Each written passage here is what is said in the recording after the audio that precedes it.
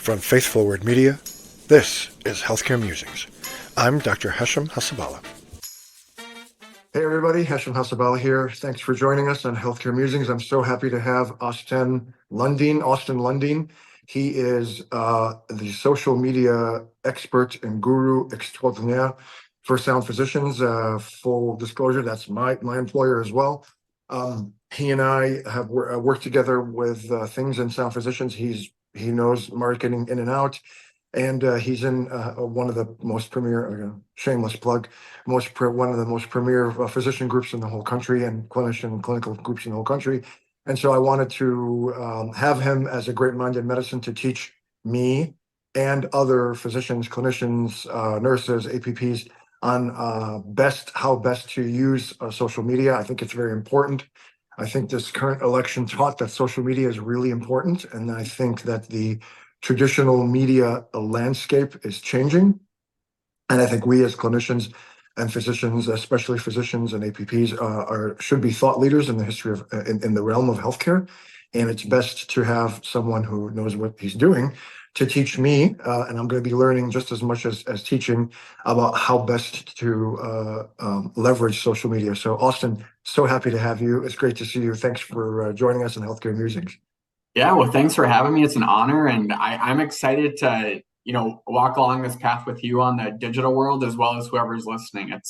It's crazy times, as you can attest, and the digital world is always changing, sometimes more than I would like it to be, but it keeps me on my toes, and I'm excited to have this conversation. Thank you. So why don't we start there? What do you mean by the digital world is changing? How can help me in the audience understand? Yeah, the biggest thing is algorithms, and the bigger thing is artificial intelligence. I mean, you have Chat GPT, Gemini, Apple Intelligence now with the new iPhones coming out. Everything is changing, and I mean, 5 years ago, not even 2 years ago, you would have to write everything just, coming out of your head. You had no assistance whatsoever besides maybe some colleagues or peers. But now you have Chat GPT where you can go in, teach it the different prompts, and then write something, go in and say, I'm struggling with this part. What do you recommend? And then the AI takes over and fills in that content. And it's kind of, I use my wonderful grandma as an example, where back in the 90s, before the internet exploded, it was either you can jump on the bandwagon and go with a lot of other people and understanding the internet, getting laptops, whatever it may be, or you can sit back and just watch everyone get ahead of you, and then you're going to fall back. I don't think my grandma's ever used a laptop in her life. Really? And love her to death, but it's kind of right now with AI. Either you can be with the times, learn from it, grow with it, or sit back and watch everyone do their thing. And it's important as healthcare professionals to stay on top of that. And I know, in your neck of the woods, you're always learning and doing research and whatnot. Well, yeah, I'm resisting letting AI write for me. I'm a writer way back, right? And it asks me to do it, and I refuse. I want to. In fact, yeah, that's why I keep up my LinkedIn newsletter. I was noticing that every time I have an audio podcast or a video podcast, I'm not writing, and writing is a skill, right? And if you don't keep it up, you're gonna lose it. So we'll just go into it. So I was mainly on LinkedIn because it's like the professional Facebook. I used to be on Facebook. I'm not on Facebook anymore. Recently, I've actually gone back and I'm sorry, of course, today, the day that we record is the day that our landscapers come and show up. And so if you hear it in the background, I'm sorry. But I think I started getting back on X. I think there's a lot of people are still on X. They interact on X. I've kind of gone away from X, but now I'm back on X, and I actually just got my blue check mark on X, so I can just yay, yeah. So now I can now I can kind of post my podcast episodes, and then maybe talk about articles or things. So if you've never gotten into social media, if you've never got a LinkedIn, or you've never been active, what pieces of advice do you have for clinicians like me? Have a strategy. I mean, the biggest thing is when you're so new to the game, and let's say you're a medical expert, you're wanting to jump into LinkedIn. That's great. That's what we want. However, once you jump into LinkedIn and there is no strategy, you don't have content built out, you don't have groups that you're a part of. Well, what's going to happen is you're going to have maybe a month, 2 months of great, rich content, but then it's going to drop. And all of a sudden, you're going to see your follower count drop. You're going to see your engagement drop. And, you had made a point about LinkedIn and getting back to X. And I think to start the podcast, you had mentioned how, all getting online is so important. And for now, I mean, podcasts are taking over, digital marketing, social media is taking over. And if you don't have a presence, if you don't have a strategy, again, you're going to fall behind. And a lot of the times there's stats that come out and show people aren't necessarily, like, the viewership is dropping on CNN, MSNBC, Fox News, but the viewership and usership is going up on X, Facebook, Instagram, LinkedIn. And, like I said, not to sound like a broken record, but if you don't have a strategy going in, you're not going to find success on those platforms.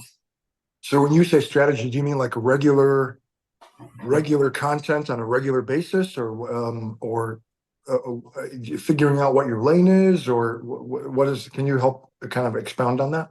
Yeah. So for you, as an example, for the critical care world, you want to be a thought leader, right? So you're going to be posting content that's relative to your market, and the people that follow you hopefully are critical leaders or critical health leaders. And for you, you're always posting about your podcast, you're resharing stuff about sound, and people are seeing that and saying, oh, okay, so Hesham, he works in critical care. That's great. How can I learn from that? Whereas if you're posting stuff about a dog park near your house, or you're talking about the basketball game or hockey game, whatever it may be, and that's your messaging, no one's going to know who you are, and no one's going to want to reach out to you. And I understand the platforms are different because LinkedIn's business to business, so that's where you post more critical care, whereas the others you wouldn't. But it's just being mindful of that as well. Oh, that's very helpful, because I mean, there's this penchant of people just documenting every little thing of their life, taking a picture. I mean, when I'm out to dinner, I'm hungry, I want to eat. I don't take a picture of my food. I don't want to eat it. But everyone do that, and then they post it. And I've never understood that. I mean, it looks great. I mean, if the presentation is gorgeous, maybe I'll take a picture. But other than that, I want to eat it. I don't want to share to the world what I'm having for dinner. You know what I mean? Right. And that's, I wouldn't have told you this 2 weeks ago, but I read an article, and I'll try to find it for you and for the viewers of this. But there are people now that are concerned for LinkedIn, because what you're seeing is, really, yeah, you're seeing people now. I saw a couple months ago a person I went to college with. She posted her baby shower pictures on LinkedIn. That's not how the platform should be used. Not saying like, hey, don't do that, but people in your following, they want to learn from you, they want to grow with you, they want to connect with you on a professional level. And those baby shower photos, those are going to be eaten up on Facebook and Instagram, those B2C markets. And now LinkedIn has this video option, so it's now turning into a TikTok sort of platform. It's changing, and it makes people question what's the business platform going to be a year from now, which is why it's smart for you that you had jumped back on X, because maybe it's X. Yeah, yeah, maybe. I mean, I have noticed, you were talking about the algorithm. I have noticed, I mean, I used to get a lot more bites and views and post impressions, and I don't now. Right. And it's interesting. So I'll post about my podcast, something about the podcast or what I'm doing, or my newsletter, but then I'll post a tribute to my daughter, which I understand, on the days, or some picture of something, and it'll just go wild. I'm like, okay, but that's not. I want my take on this article go wild. It doesn't. But if I take a picture about something and I just say, oh, look, I'm so happy to do this, then that goes crazy, Right. It's interesting how I've noticed that it's changed. Have you noticed the I have. I have. And, colleagues, mentors that I've talked to, peers in the field, LinkedIn's really having a focus specifically on businesses now.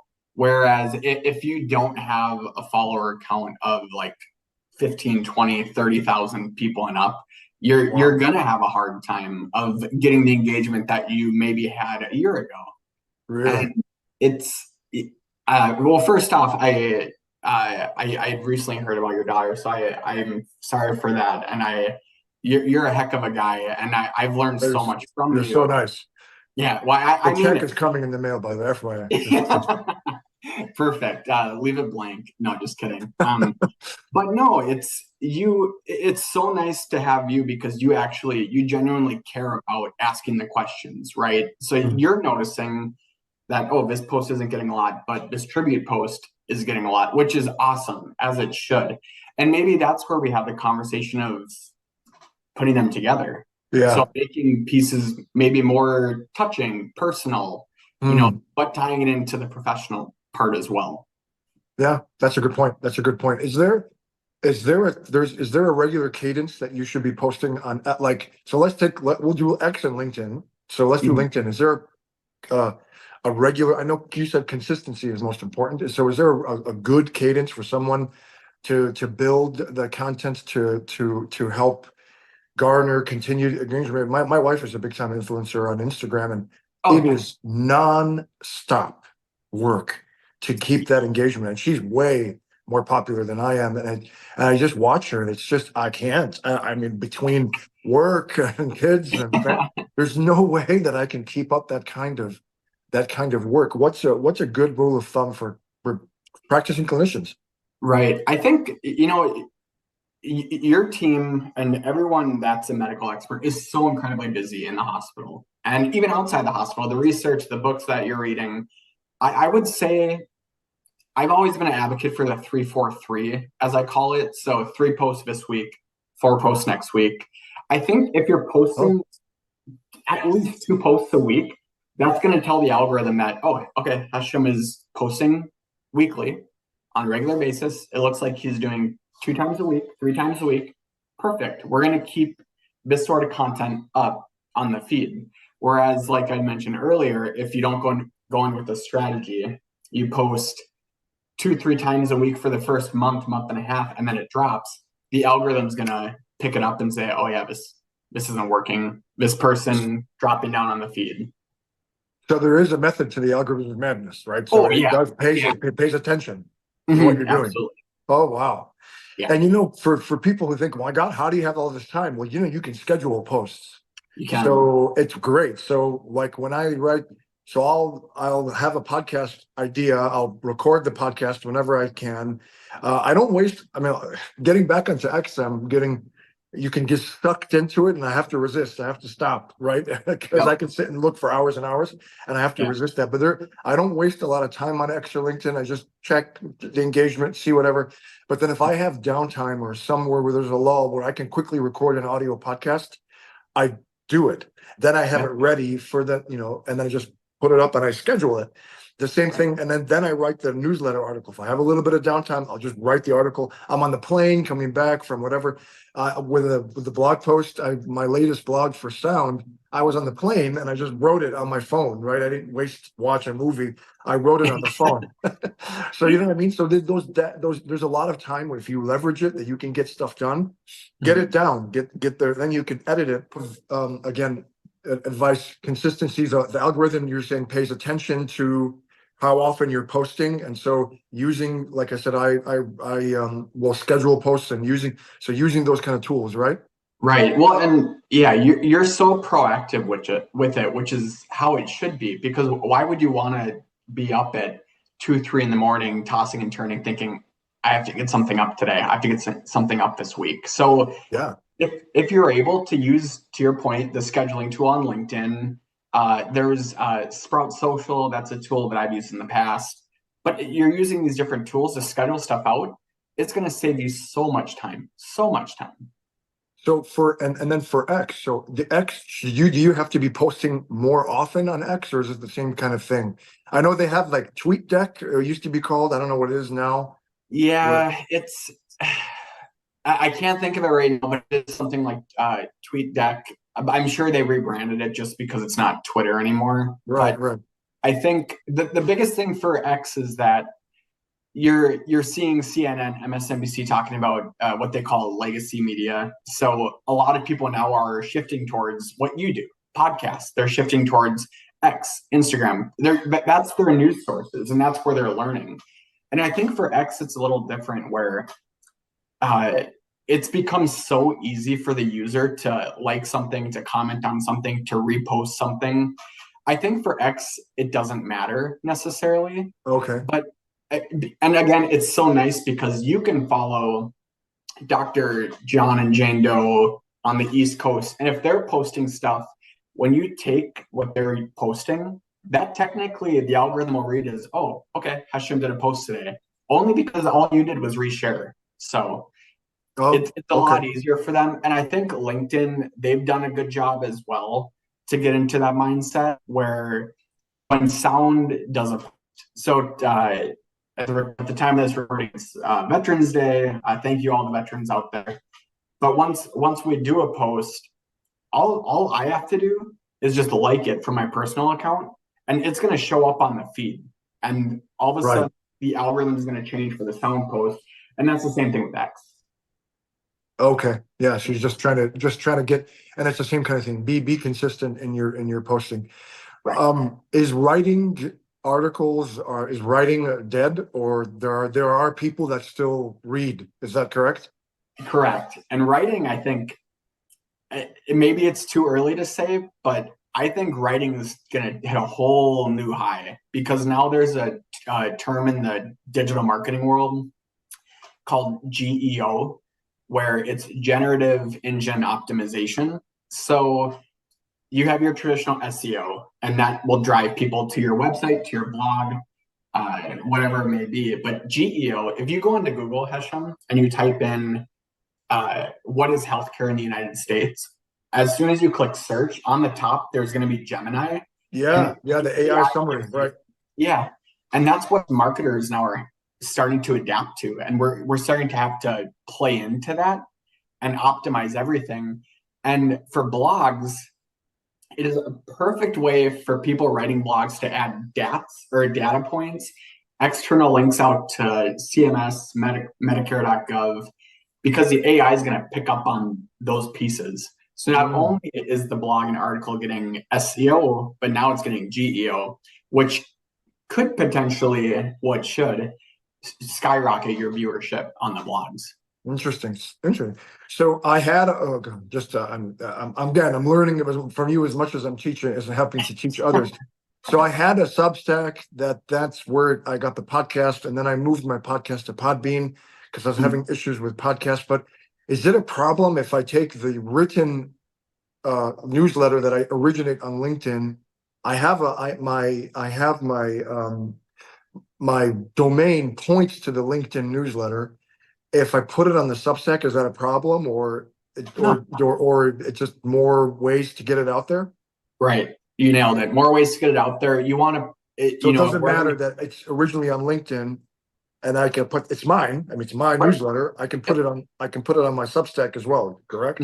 Correct. Yep. The biggest thing for you is you want people to read your blog. You want people to ask questions. You want people to interact with it, reshare it on LinkedIn, whatever it may be. At the end of the day, the biggest thing for you is the views. How Right. many views are you getting on that blog? Are people getting stuff away from it? So you're doing it right.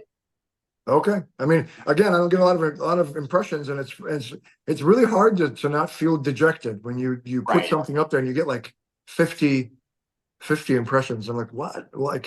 Right. And is there a time of day that's better than others, or do you vary it? Should you do it in the morning, sometimes in the afternoon? What Yeah. does it? What's your advice here? So I'm lucky enough to use a social media management tool where it'll give me optimal times.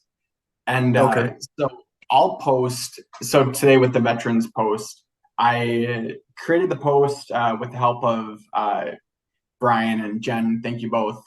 But we got the post up, and there's a section where it gives you optimal time. So on LinkedIn, it says post at 9:41 a.m. That's a 5-star rating, and then you're going to get the most engagement. Really? Yeah. So Is that for everybody? Because I don't think, or maybe I've never paid attention to it. I've never noticed that. Is there?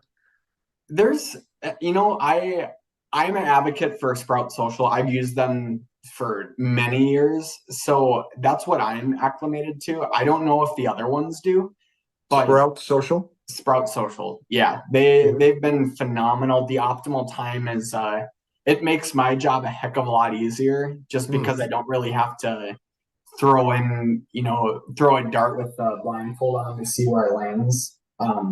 And is that like an app or something like that, or is that? Yeah, it's an app. It's if you search Sprout Social on Google, it'll be right up on top of the search. But it's a great platform. Later.com is another one. That's another social media management tool. But I mean, again, AI is like they're helping with search engines now. So Mhm. even if you go onto Google and say, "Can you give me an optimal schedule for posting?"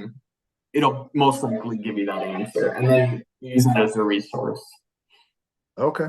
Okay. Cool. All right. Yeah, that's true. You can get Google and figure it out. Yeah. And is it is it important for physician? Is this a good way? Is this a good for me? It is. I love it. It's a great outlet for me. But do you think this is a good way for clinicians to mitigate help with burnout? That gives you purpose of what you're doing? And for me, it is. I mean, like the pandemic was very difficult, and it helped me to write a Mhm. lot about what happened to me and what I was seeing and what I was going through, and it was very cathartic for me. Same thing with the loss of my daughter. But do you think? I mean, is this a good thing that clinicians should do if there's something they want to do other than biking, golfing? Is this something that you recommend this to be something that physicians, APPs should do? Oh, absolutely. I think, the biggest platform for them, thought leadership is LinkedIn. And if they are sitting at home and maybe have a glass of red wine or something, and maybe they don't want to read a new medical journal, going on LinkedIn, seeing what your peers are up to. Hmm. Maybe there's a physician in Boston, Massachusetts, and she's sitting at home, legs up, not a care in the world, jumps on LinkedIn. Her mentor in Rhode Island has a new blog that's up, and she wants to read that. It's so easy. All you do is just grab your phone, slide up Hmm. and down, click on whatever.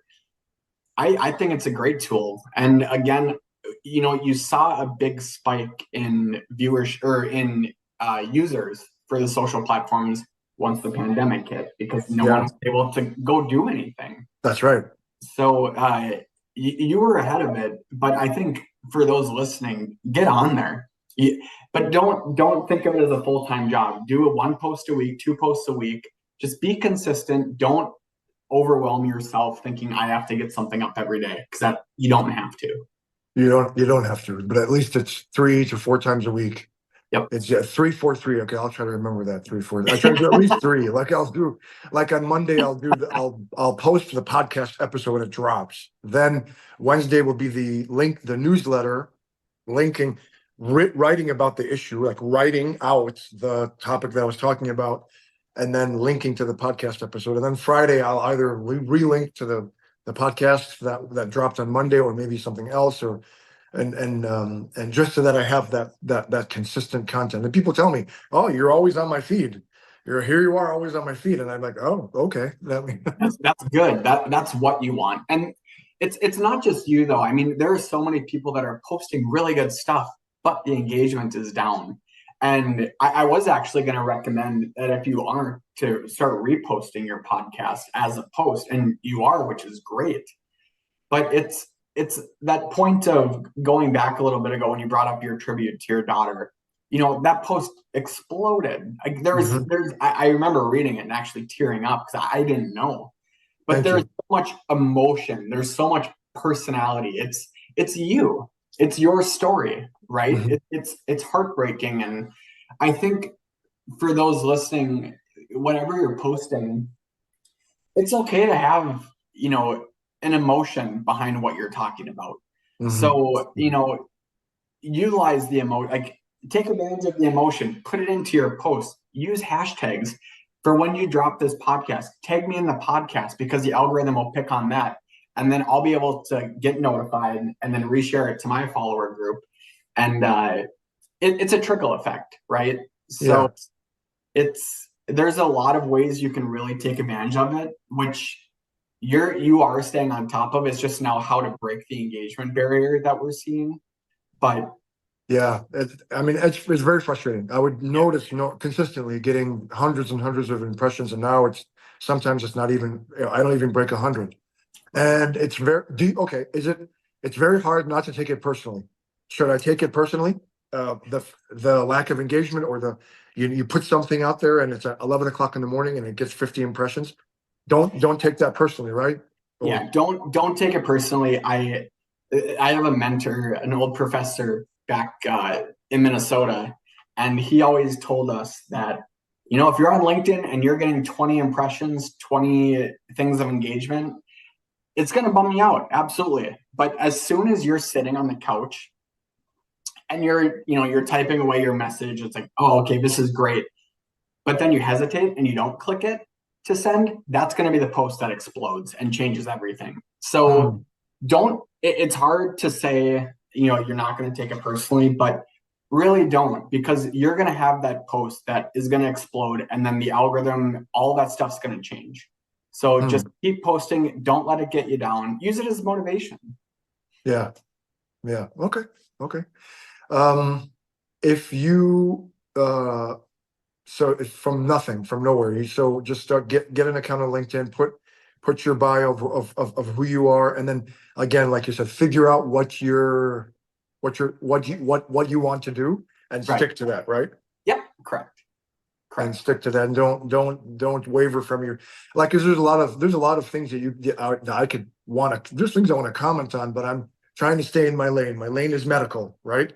My lane is medical, and that's it. And just to make a video podcast is easy. I mean, obviously there are sophisticated studios with cameras, but Zoom works just as great, and you can edit it on your smartphone, and the equipment you get is not that expensive, and you can and edit it on iMovie, right? And create an intro and and then just put it out there, and then just stay consistent, and I guess that'll go a long way. And again, it's a lot of fun, and utilize those scheduling options, so that, like I said, I have my newsletter already scheduled for Wednesday. So now I'm done. Now my second post of the week is finished. I don't have to worry about it. I can just see what happens if there's zero engagement, is there not engagement. And X would you think posting regularly on X is the same kind of thing? Yeah. 2 or 3 times a week or whatever, like that? Absolutely. Not necessarily, because I can't do it 10 times a day. I can't. That's just You're a little busy.